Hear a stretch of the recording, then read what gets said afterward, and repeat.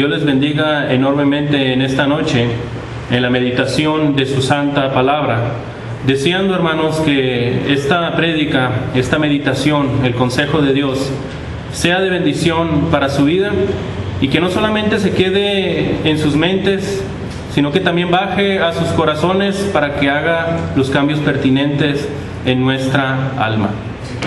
Vamos a ubicarnos, hermanos, ahí en el Evangelio de Juan, por favor. En el Evangelio de Juan, capítulo 1, versículo 1 al 5. Evangelio de Juan, capítulo 1, versículo 1 al 5. Y dice la palabra de Dios: en el principio era el Verbo, y el Verbo era con Dios, y el Verbo era Dios. Este era en el principio con Dios. Todas las cosas por Él fueron hechas, y sin Él nada de lo que ha sido hecho fue hecho. En Él estaba la vida, y la vida era la luz de los hombres. La luz en las tinieblas resplandece, y las tinieblas no prevalecieron contra ella. Queridos hermanos, en la primera carta de los Corintios, capítulo 4, en los versículos 3 y 4, el apóstol Pablo describe lo que enseñaba y predicaba en cuanto al Evangelio.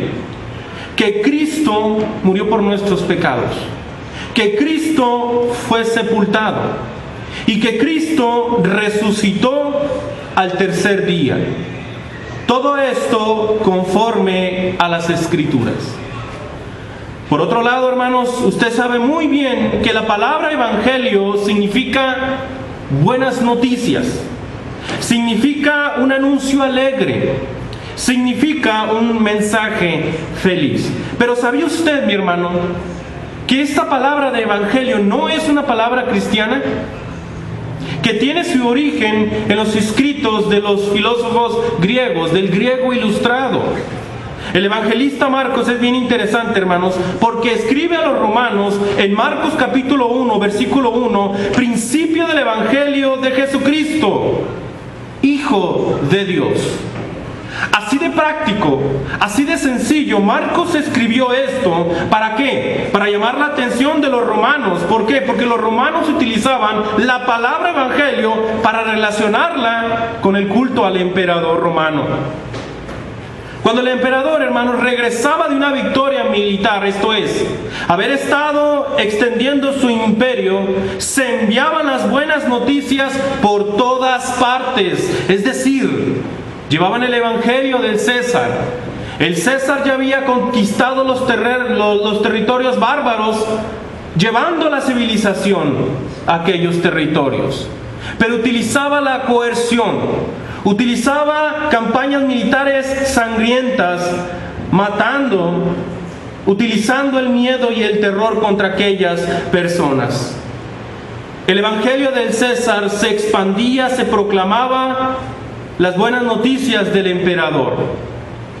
Dice Marcos 1:1, principio del evangelio de Jesucristo, Hijo de Dios. Qué diferente, hermanos, es el evangelio de Cristo del evangelio del César. Porque el evangelio de Jesucristo, hermanos, da libertad, mientras que las buenas noticias del César pues solamente quedan ruinas, quedan lugares a donde usted puede ir a turistear.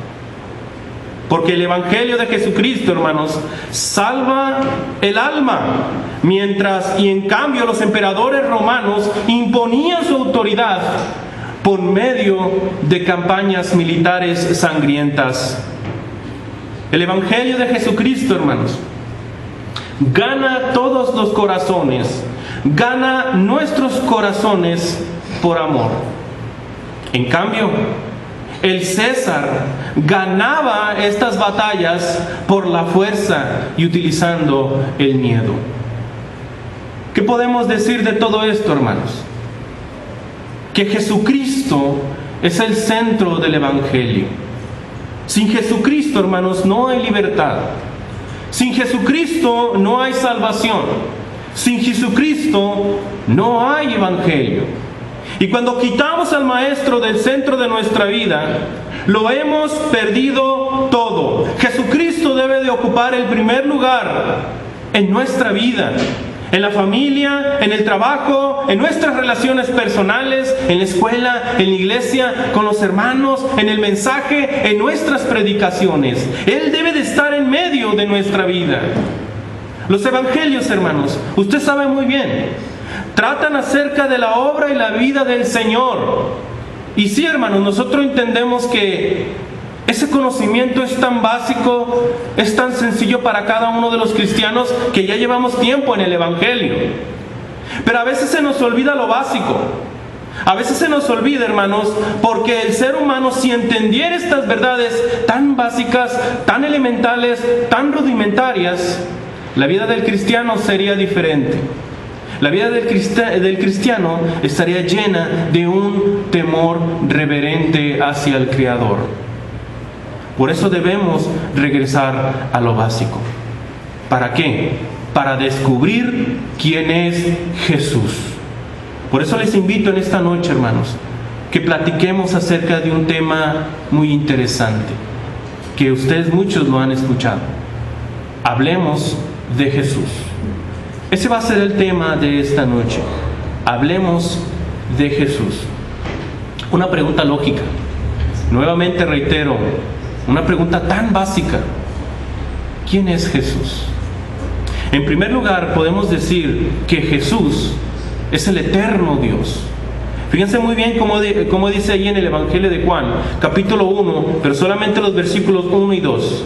Fíjense muy bien lo que dice. En el principio era el Verbo, y el Verbo era con Dios, y el Verbo era Dios. Este era en el principio con Dios. Cuando nosotros estudiamos, hermano, analizamos estos versículos, notamos en primer lugar una cosa. Notamos a Jesús en la eternidad. La Biblia en el Génesis, hermanos, empieza con las siguientes palabras en Génesis capítulo 1, versículo 1. En el principio creó Dios los cielos y la tierra. Cuando el apóstol Juan escribe el Evangelio de Juan, de los versículos 1 al 18, nosotros podemos considerarlo como una introducción, un prólogo que lleva nuestros pensamientos aún más allá de la creación, que nos trasladan hasta la eternidad de Dios. El Señor Jesucristo, hermanos, el Señor Jesucristo se refirió a ese momento cuando dijo en Juan capítulo 17, versículo 5, ahora pues, Padre, glorifícame tú para conmigo, con aquella gloria que tuve contigo antes que el mundo fuese. Nosotros encontramos a Jesucristo en la eternidad. Antes de que el mundo ya existiera, Jesucristo ya era. No solamente cuando analizamos estos versículos descubrimos la eternidad de Jesucristo, hermanos, sino que también notamos otra cosa. Notamos que Jesucristo es el Verbo. Juan utilizaba esta frase, hermanos, del Verbo, porque cuando se escribió el Evangelio, pues fue escrito en griego. Por lo tanto, la palabra verbo se escribió en griego como el logos. Y el logos particularmente significa la palabra, el verbo, como lo dijimos. ¿Para qué? Para referirse a nuestro Señor Jesucristo. La pregunta interesante aquí es, ¿por qué se le llama el logos a nuestro Señor Jesucristo? Este término, hermanos, era un término muy utilizado en la filosofía griega de la época. Podría equipararse particularmente, hermanos, a la idea de la razón, a la inteligencia, al pensamiento no expresado y también al pensamiento hablado. Hermanos, Juan se refiere al Señor Jesucristo con este término de la filosofía griega, probablemente para captar la atención de aquel mundo. Y sobre todo, mis hermanos, de tomar ese concepto, esa idea, y aclararles un verdadero significado de ese término. El evangelista, hermanos, nos va a explicar que quien ha creado el universo es una persona divina. ¿Sabe usted por qué? Porque para el griego, como concebía logos, pues era algo impersonal, algo que efectivamente no era una persona. No era alguien que escuchaba, no era alguien que veía, no era alguien que sentía. Y lo que les está tratando de decir el apóstol Juan aquí es que una persona creó todas las cosas que vemos. Una persona que ve, que oye y que siente. Y esa persona divina es Jesucristo. Cuando nosotros notamos y retomamos nuevamente estos versículos 1 y 2 del capítulo 1 del Evangelio de Juan, no solamente notamos a Cristo en la eternidad, y no solamente notamos a nuestro Señor como el Verbo, como la palabra, sino que también notamos a Jesucristo, a Jesús, que es Dios. Hermanos, con esta breve declaración, el evangelista declara la absoluta divinidad del Maestro, de nuestro Señor Jesucristo. Al mismo tiempo, pone en evidencia, hermanos, la falsedad de muchas de las posturas que los hombres pueden tener frente a nuestro Dios. Hay posturas como las de los ateos, los cuales dicen que Dios no existe. Bueno, nosotros le podemos decir al ateo que sí hay un Dios, y ese Dios es Cristo. El agnóstico dice: no sabemos si Dios existe, porque no tenemos pruebas, no lo sabemos. Bueno, nosotros sí lo sabemos, Cristo es Dios. Se encuentran los panteístas, hermanos. Los panteístas creen que todo es Dios. El árbol, la piedra, la tierra, el cielo, todo es Dios. Han perdido totalmente el piso, hermanos. ¿Por qué? Porque es bien importante distinguir entre el Creador y las criaturas, y todos nosotros somos criaturas. Cristo es el Creador. Hermanos, también encontramos los politeístas. Creen en multitud de dioses, sabiendo que Cristo solo es Dios. Hermanos, incluyendo también en todos estos términos a Cristo, parte dentro de la deidad, y una cuestión que vamos a tratar más adelante. Sobre este punto, hermanos, estamos viendo que Jesús es el eterno Dios. Así que imaginemos, pensemos en lo siguiente: que ese eterno Dios, el alfa, el omega, el principio y el fin, el primero y el último, aquel que es el Verbo, aquel que es Dios, el Dios de este universo, vino desde la pasada eternidad, hermanos, y se hizo carne, asumiendo un cuerpo humano, revelando a Dios para que los hombres le conozcan. El versículo dice: en el principio era el Verbo, y el Verbo era con Dios, y el Verbo era Dios. Y dijimos particularmente, y usted muy bien lo sabe, que Jesucristo es el Verbo. Y fíjese muy bien cómo dice el versículo 14 de ese mismo capítulo: y aquel Verbo fue hecho carne y habitó entre nosotros, y vimos su gloria, gloria como del unigénito del Padre, lleno de gracia y de verdad. ¿Se imaginan a nuestro Dios?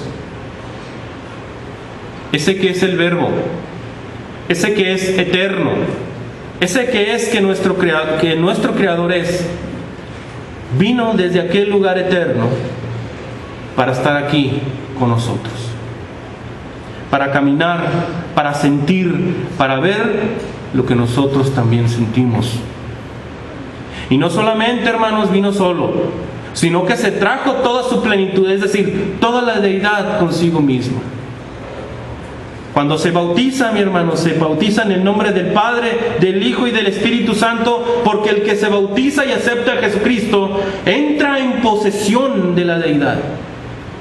Y esto es maravilloso, que el Creador de todas las cosas, el Dios omnipotente, omnisciente, omnibenevolente, vino y estuvo con nosotros. ¿No cree que es maravilloso eso? El apóstol Juan dice: y vimos su gloria. En primera de Juan, en la primera carta de Juan, capítulo 1, versículo 1, el apóstol Juan lo describe: lo vimos, lo palpamos. Nadie se lo contó, él mismo lo vio con sus ojos.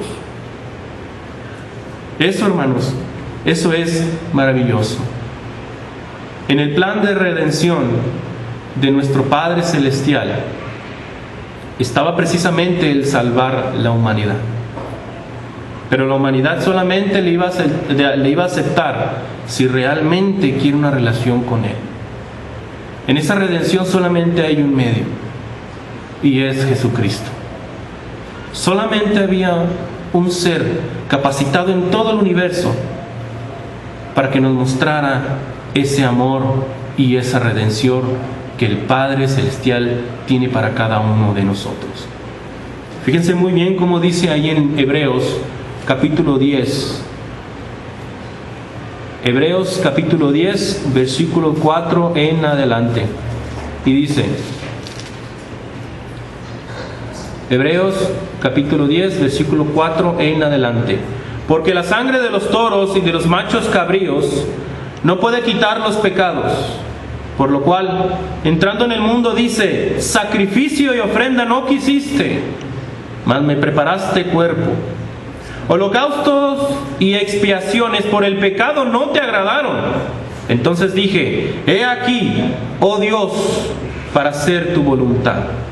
Como en el rollo del libro está escrito de mí, diciendo primero: sacrificio y ofrenda y holocaustos y expiaciones por el pecado no quisiste, ni te agradaron, las cuales cosas se ofrecen según la ley. Versículo 9: y diciendo luego: he aquí que vengo, oh Dios, para hacer tu voluntad. Quítalo primero para establecer esto último. Versículo 10: en esa voluntad somos santificados mediante la ofrenda del cuerpo de Jesucristo, hecha una vez para siempre.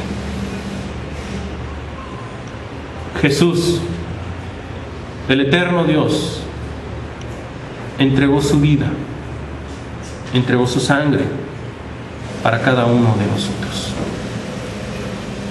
Si tan solo nos pusiéramos a meditar en esta verdad tan básica, la vida espiritual de cada uno de nosotros sería diferente. Porque hay un problema en la iglesia de Cristo, un problema que le aqueja: que no hay temor por las cosas de Dios. Y al hablar de temor no me refiero a un miedo infundado, sino que me refiero a un temor reverente, de respeto, de veneración, de saber de que estamos ante ese ser omnipotente, mostrar el respeto, el cariño y la veneración que Él merece. Hermanos, el tema de esta noche se intitula Hablemos de Jesús. Y establecimos en primer lugar que Jesús es el eterno Dios. Pero debemos de hacernos nuevamente la pregunta: ¿quién es Jesús? En segundo lugar, hermanos, podemos decir que Jesús es el creador del universo. Ahí en el texto base que acabamos de leer en el Evangelio de Juan, en el capítulo 1, pero particularmente en el versículo 3, fíjese muy bien lo que dice: todas las cosas por Él fueron hechas, y sin Él nada de lo que ha sido hecho fue hecho. ¿Quién es Jesús? Jesús es el creador del universo. En este versículo, hermanos, en este versículo 3, nos dice sencillamente que Jesucristo creó el universo. Y nosotros podemos decir, pero eso es bastante decir acerca del Maestro. Fíjense muy bien cómo dice ahí en Colosenses capítulo 1, versículo 16. Colosenses capítulo 1, versículo 16. Y dice así la palabra de nuestro Dios: porque en Él, es decir, Jesucristo, fueron creadas todas las cosas, las que hay en los cielos y las que hay en la tierra, visibles e invisibles, sean tronos, sean dominios, sean principados, sean potestades, todo fue creado por medio de Él y para Él. La conclusión evidente, hermanos, en todo esto es que la materia no es eterna. Y cuando venga Jesucristo por segunda vez, todo va a ser consumido por el fuego. También descubrimos que el universo no está organizado, hermanos, por un accidente, porque es ilógico pensar eso.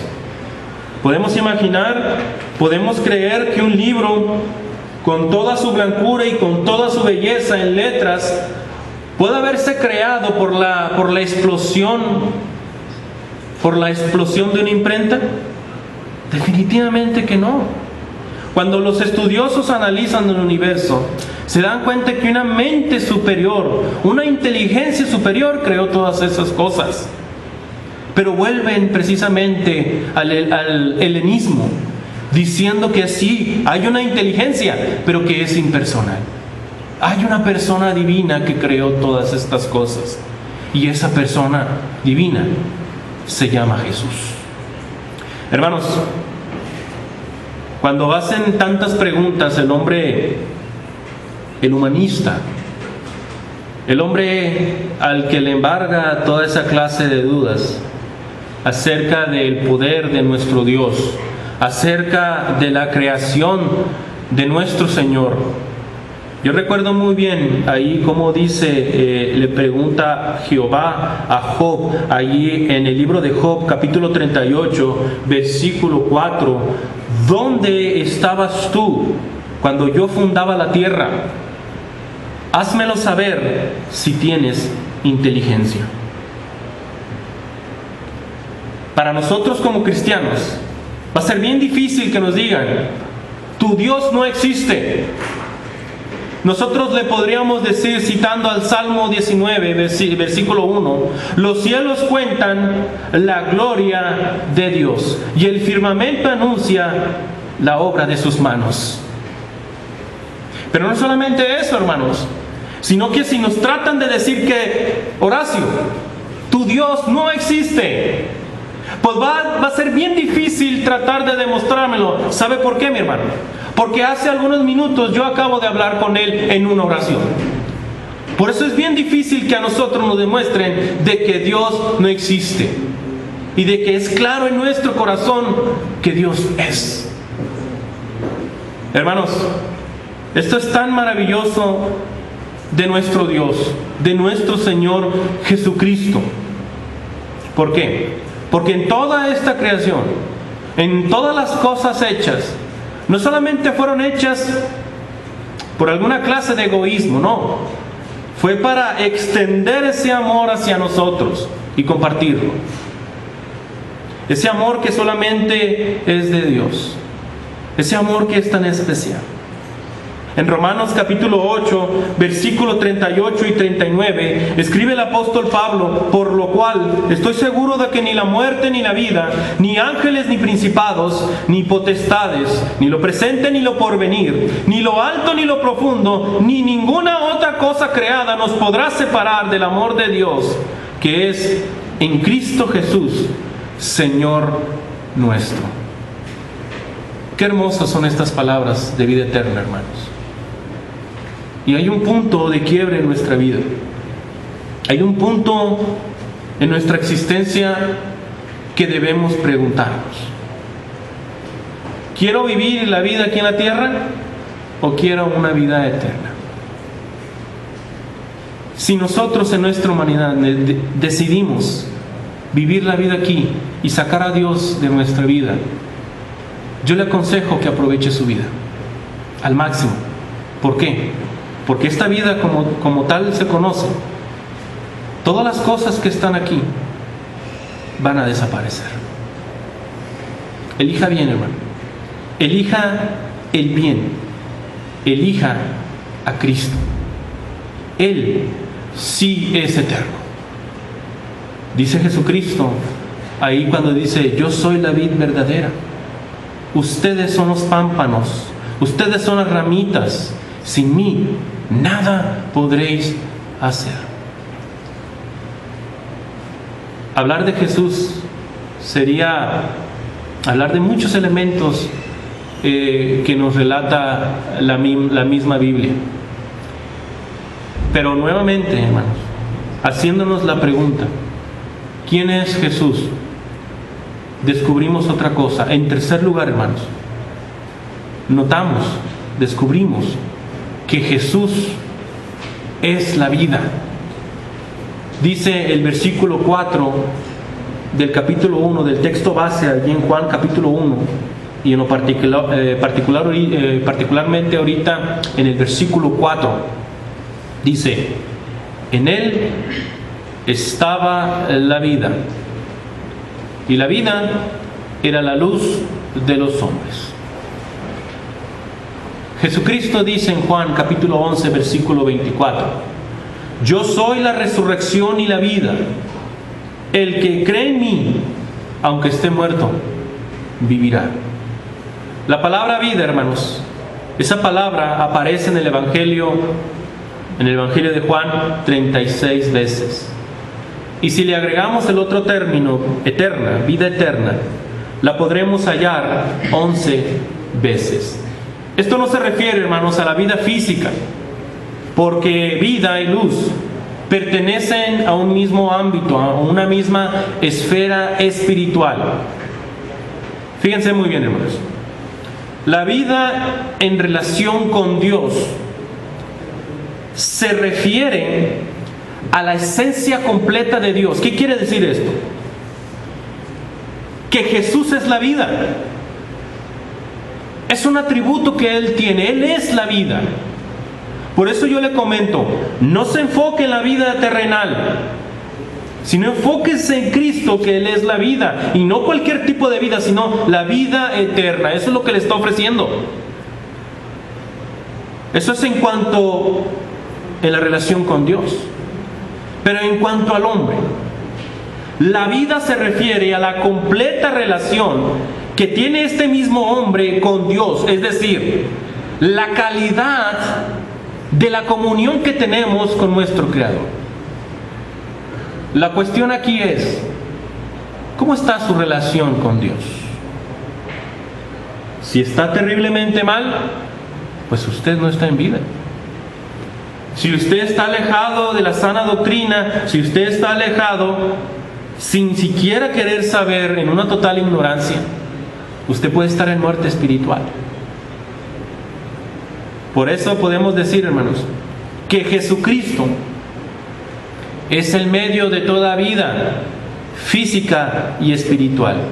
Dios dio vida física en la creación, pero el hombre hoy en día puede recibir la vida eterna a través de la obediencia a nuestro Señor Jesucristo. El apóstol Pablo, hermanos, escribió algo muy interesante acerca del particular. En Efesios 2:1, el apóstol Pablo dice: y Él, es decir, Jesucristo, dio vida a vosotros, a cada uno de nosotros, cuando estabais muertos en vuestros delitos y pecados.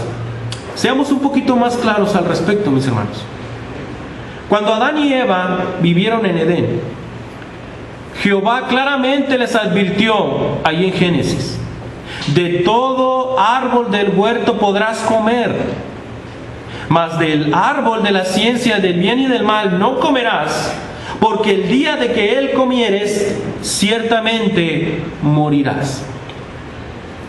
Nosotros conocemos muy bien esta historia bíblica y sabemos que la pareja desobedeció esta orden y que fueron expulsados del Edén. La pregunta es, ¿ellos murieron? Sí, hermanos, sí murieron espiritualmente, porque muerte significa separación. Y ellos, al pecar, rompieron la relación con Dios. Posteriormente ellos tuvieron que morir físicamente, es decir, que hubo una separación del alma y el cuerpo. Es decir, estar muertos espiritualmente es nuestra vida separada de Dios. Y la escalera, el camino, la relación que se puede restablecer es solamente con nuestro Señor Jesucristo. Sobre este asunto, el Maestro lo explicó muy bien. Ahí en el Evangelio de Mateo, cuando un joven discípulo quería seguirlo, le dijo en Mateo 8:21, Señor, permíteme que vaya primero y entierre a mi padre. Y el Maestro le dijo ahí en el versículo 22, sígueme, deja que los muertos entierren a sus muertos. Lo que el Señor está tratando de decirnos, hermanos, es, deja que los vivos que están en muerte espiritual entierren a los que sí están muertos y en los que ya no hay esperanza. La pregunta a la que nos lleva todo este análisis, ¿cómo dejamos de estar muertos espiritualmente? Es decir, ¿cómo podemos pasar de vida, de muerte, ¿Cómo podemos pasar de muerte a vida? En primer lugar, hermanos, el único modo es a través de la resurrección. ¿Y cómo se hace esto? Primero, se debe de oír el Evangelio de Cristo. Segundo, debemos creer en Cristo. Tercero, debemos arrepentirnos de toda clase de pecado. Cuarto, debemos confesar la fe en Cristo. Y quinto, debemos bautizarnos para el perdón de pecados y la resurrección. La resurrección, levantarse de entre los muertos espirituales para que estemos en vida nuevamente, en esa relación con nuestro Dios. Eso es vida, hermanos. Una calidad de la relación que podemos tener con nuestro Dios. Dice Apocalipsis 26 en esa bienaventuranza. Apocalipsis 26, bienaventurado y santo el que tiene parte en la primera resurrección. La segunda muerte no tiene potestad sobre estos, sino que serán sacerdotes de Dios y de Cristo y reinarán con Él 1000 años. Hermanos, dice que tenemos parte en la primera resurrección. Se refiere al bautismo. La segunda muerte no tiene potestad sobre estos, aludiendo al infierno. Cuando nosotros nos bautizamos y somos fieles hasta la muerte, hermanos, vamos a evitar esa segunda muerte. Vamos a evitar precisamente el infierno. Y no solamente es una bendición esta, una gran bendición, sino es mucho mayor bendición el que hoy en nuestros días, hermanos, nosotros somos sacerdotes de Dios y estamos reinando con Cristo. Pero uno podrá decirse, yo no tengo ni trono, ni reina, ni nadie que me comprenda, pero somos reyes. ¿Sabe por qué? Porque el mismo apóstol Juan, ahí en Apocalipsis capítulo 1, lo dice. Apocalipsis capítulo 1, versículo 6, y nos hizo reyes y sacerdotes para Dios su Padre. Esos 1000 años no son años literales. Alude particularmente a esta era que nosotros estamos viviendo, a la era cristiana. Solamente este versículo, hermanos, y gran parte del Apocalipsis ha creado una cantidad enorme de doctrinas que totalmente desvirtúan lo que realmente la palabra de Dios quiere enseñarnos, creyendo que Jesucristo va a venir a establecer un reino de 1000 años aquí en la tierra, y que la iglesia del Señor fue un plan B porque fracasó en su venida. El plan de Dios es la redención, la salvación, y todo este mundo va a desaparecer, todo este mundo va a ser quemado, hermanos. Pero si nosotros fuimos fieles hasta la muerte, nosotros podemos ir al reposo eterno, a celebrar allá las bodas del Cordero. Hermanos, usted estaba consciente de eso, de que la primera resurrección es el bautismo. ¿Estaba usted consciente de eso? Hermanos, en Marcos capítulo 12, versículo 27, nos dice claramente el evangelista que Dios no es un Dios de muertos, sino un Dios de vivos.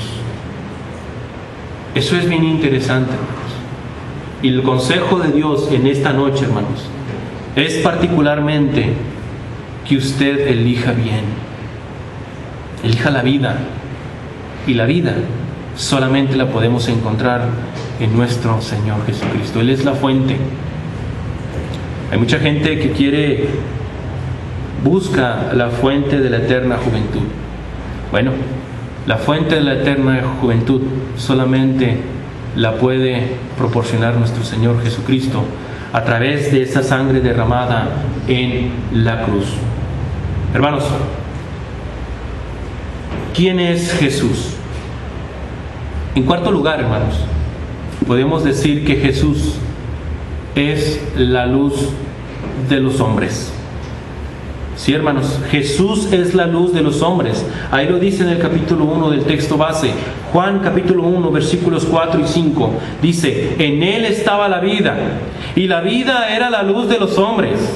La luz en las tinieblas resplandece, y las tinieblas no prevalecieron contra ella.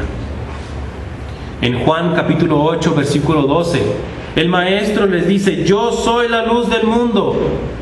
El que me sigue no andará en tinieblas, sino que tendrá la luz de la vida. La luz y la vida pertenecen a una misma esfera espiritual y usted la puede obtener a través de nuestro Señor Jesucristo. Dice ahí el texto bíblico en el 8:12, el que me sigue no andará en tinieblas. ¿Qué significa esa frase? El andar en tinieblas significa, hermanos, significa aborrecer la luz. ¿Por qué? Allí en Juan capítulo 3, versículo 20, dice, porque todo aquel que hace lo malo aborrece la luz y no viene a la luz para que sus obras no sean reprendidas. Repito, porque todo aquel que hace lo malo aborrece la luz y no viene a la luz para que sus obras no sean reprendidas. Aborrece la luz, aborrece a Cristo, aborrece todo lo que se refiere a nuestro Dios.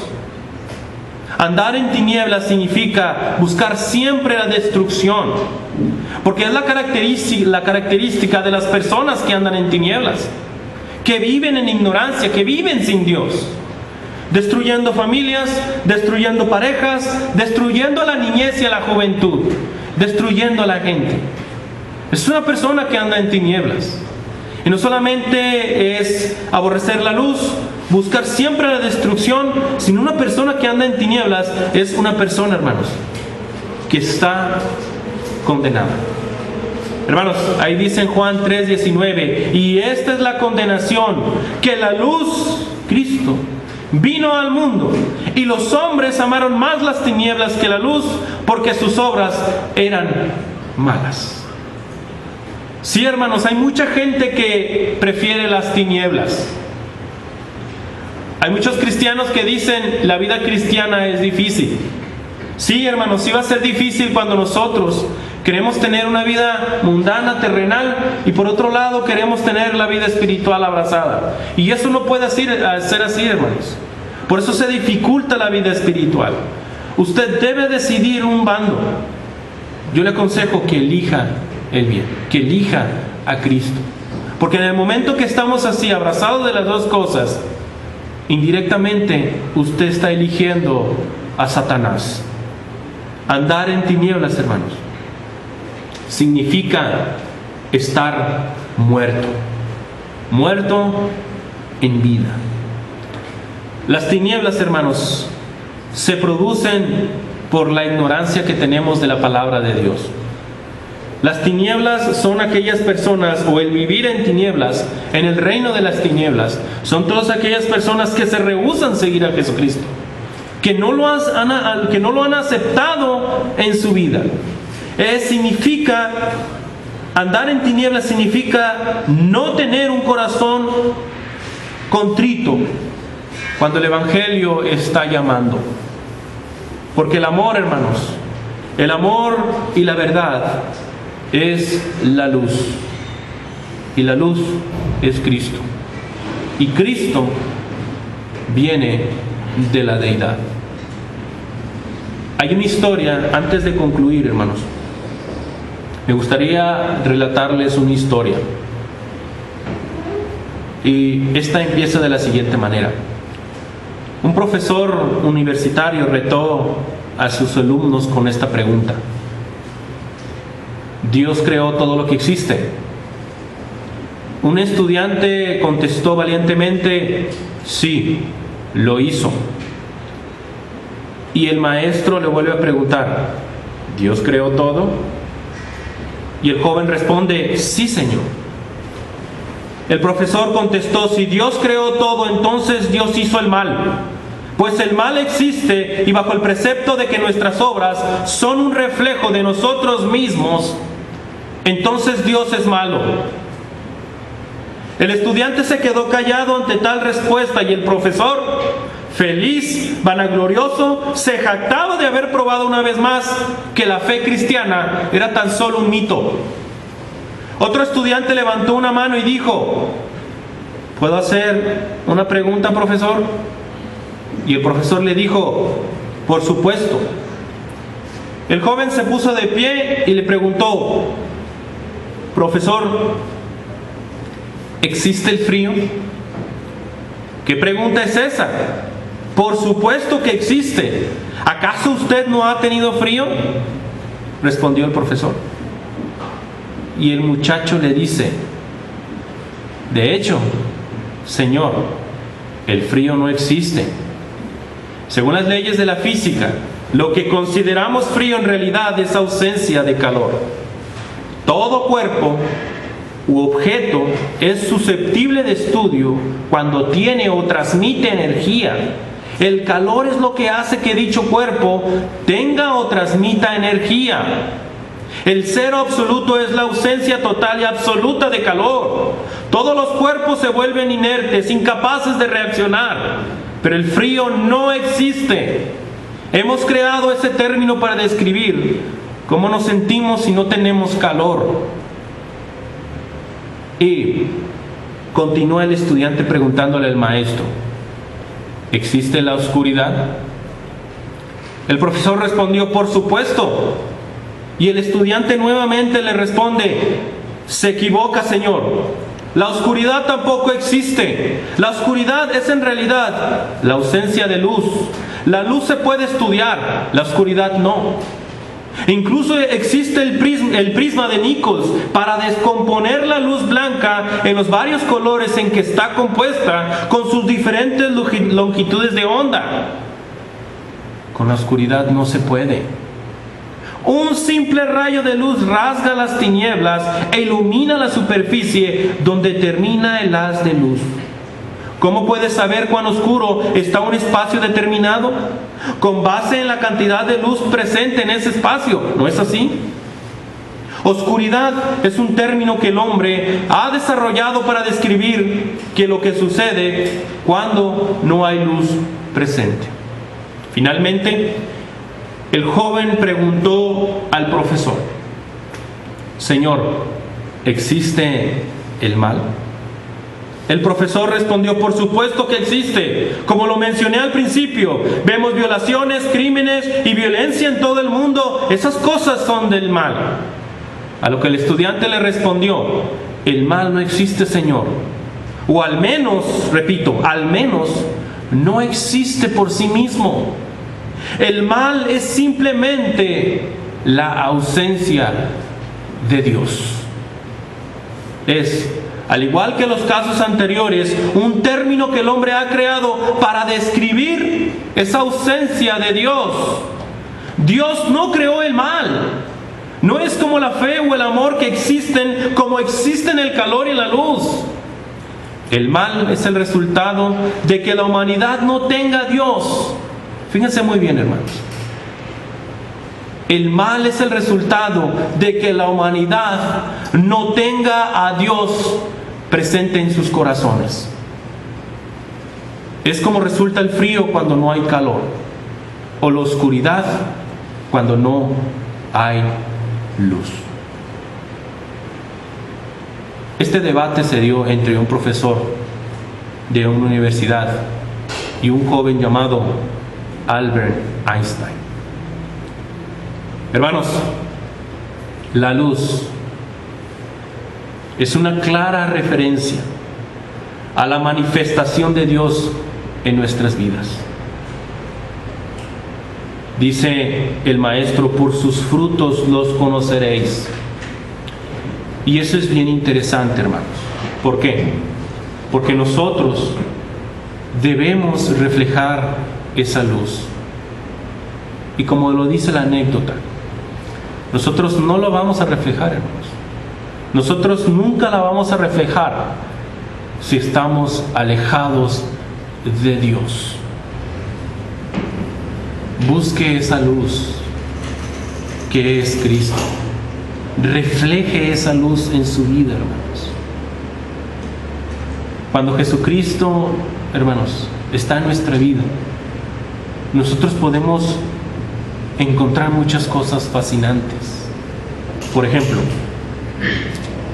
si nosotros estamos en el cuerpo de Cristo como es, Cristo en nosotros y nosotros en Cristo, vamos a ir reflejando esa luz, ese amor, hermanos, hacia el prójimo, ese cariño, esa ternura, esa pasión conociendo el valor de las almas, ese temple, ese dominio propio, esa resistencia, esa bondad y tantas cosas maravillosas del Maestro, que es esa luz. La luz que alumbra nuestras mentes y nuestros corazones. Cristo es la vida. Cristo es la luz. Nosotros recordamos muy bien, hermanos, recordamos muy bien cómo en Juan capítulo 11 se nos narra, hermanos, se nos comenta, se nos dice cómo Lázaro muere y cómo sus hermanas enviaron a unas personas para que le dijeran al Maestro: al que tú amas está enfermo y de muerte. El Maestro, dejando pasar el tiempo, se decide ir hacia Lázaro. Y fíjense muy bien lo que dice. Vamos a leer un poquito solamente ahí en el capítulo 11 de Juan, versículos 17 en adelante. Dice: vino pues Jesús y halló que hacía ya 4 días que Lázaro estaba en el sepulcro. Lázaro ya había muerto y tenía 4 días en el sepulcro. Jesucristo le estaba demostrando al mundo judío que inclusive estaba atacando la superstición, porque el judío creía que el alma todavía estaba 3 días vagando cerca del cuerpo y que había una posibilidad de que resucitara.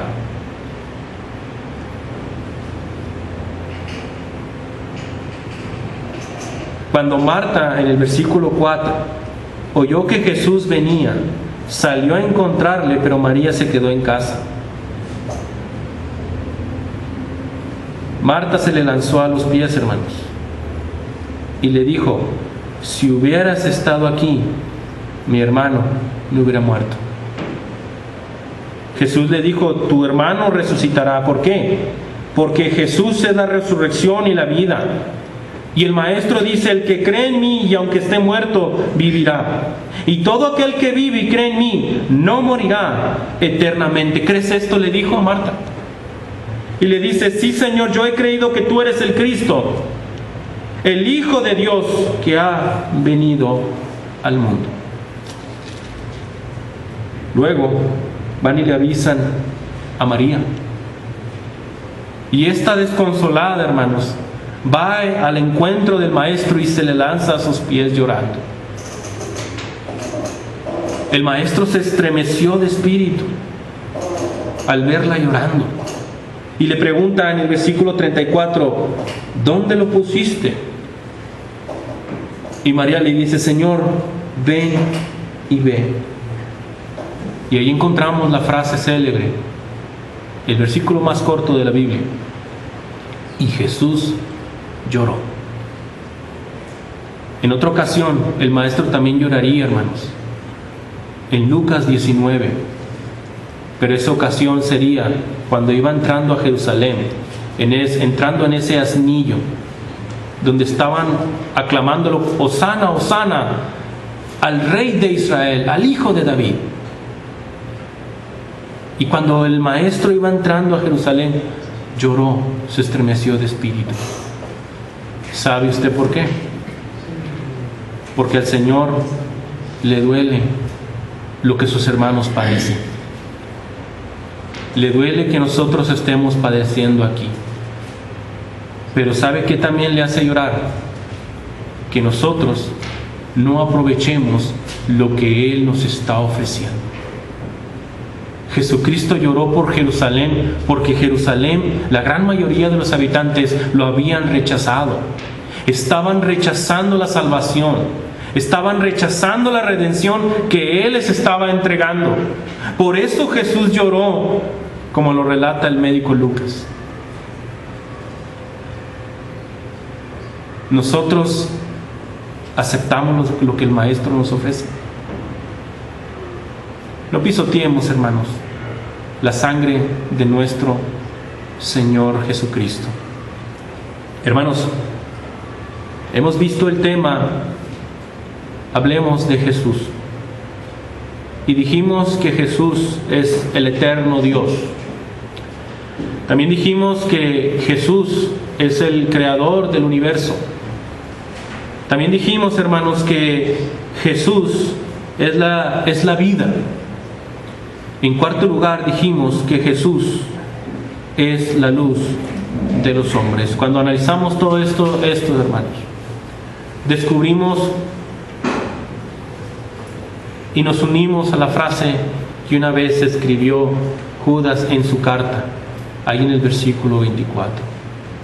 Al único y sabio Dios, nuestro Salvador, sea gloria y majestad, imperio y potencia, ahora y por todos los siglos. Amén. Que Dios les bendiga, mis hermanos.